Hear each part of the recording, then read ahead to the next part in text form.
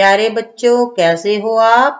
बच्चों, आज हम आपकी कक्षा 5 की हिंदी का कार्यपत्रक 54 करेंगे।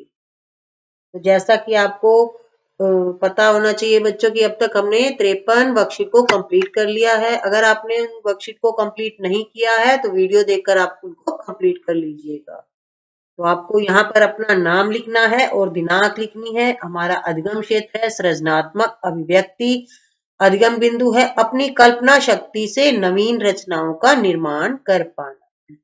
तो बच्चों, नीचे कहानी शुरू करके हमें दी गई है और उसे हमें हमारी कल्पना से सोच कर पूरा करना है। ठीक है। तो बच्चों, ये कहानी मेरे बेटे भरत ने लिखी है जो मैं आपको सुनाने जा रही हूँ। बच्चों, पिछली वर्कशीट में भी हमने कहानियां इसी तरह से लिखी थी। ठीक है। वो भी मेरे बेटे भरत ने और बेटी खुशी की हेल्प से मैंने यहाँ पर बोल ली थी। तो बच्चों, कहानी सुनने के बाद आप मुझे कमेंट करके बताइएगा कि कहानी आपको कैसे लगी, अच्छी लगी या बहुत अच्छी लगी। तो बच्चों, अब हम अपनी कल्पना से कहानी को यहाँ पर पूरा करेंगे। तो शुरू करते हैं बच्चों पढ़ना। रमेश स्कूल जा रहा था। उसने देखा कि सामने से ऊंट आ रहा है। ऊंट के साथ एक कुत्ता भी चल रहा था। विद्यालय जाने वाले बच्चे ऊंट को देखने लगे। उनमें से कुछ बच्चे डर रहे थे।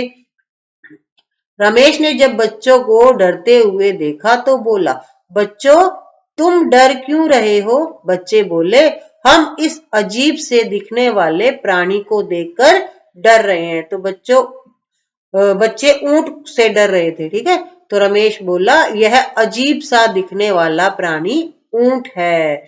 यह राजस्थान का राज्य पशु है। इसे रेगिस्तान का जहाज भी कहते हैं।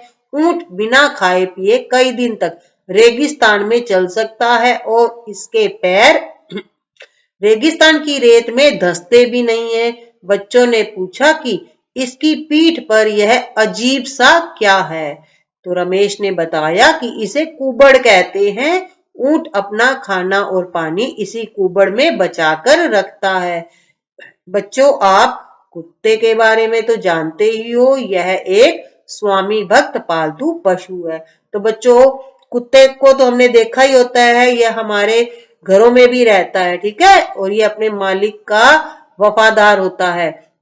तो बच्चे यह सारी जानकारी पाकर बहुत खुश हुए।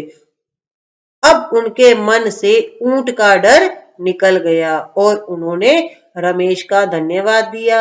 बच्चों, इस कहानी से हमें शिक्षा मिलती है कि ज्ञान ही शक्ति है। तो बच्चों, रमेश के पास ज्ञान था, रमेश को पता था ऊंट के बारे में। तो उसने अपने ज्ञान की सहायता से ही जो बच्चे डर रहे थे उन्हें ऊंट के बारे में विस्तार से बताया। अब बच्चे ऊंट से डरना भी बंद कर गए। तो बच्चों, आपको ये कहानी कैसे लगी बताइएगा जरूर कमेंट करके कि आपको कहानी अच्छी लगी या बहुत अच्छी लगी। तो पीछे की वर्कशीट भी देख लीजिएगा बच्चों। उन वर्कशीट में भी हमने कहानियों को इसी तरह से कल्पना से बनाया था। तो अगर बच्चों कहानी अच्छी लगी हो, बहुत अच्छी लगी हो, तो वीडियो को लाइक एंड शेयर करिएगा और चैनल को भी जल्दी से सब्सक्राइब कर दीजिएगा। Thank you. Have a nice day.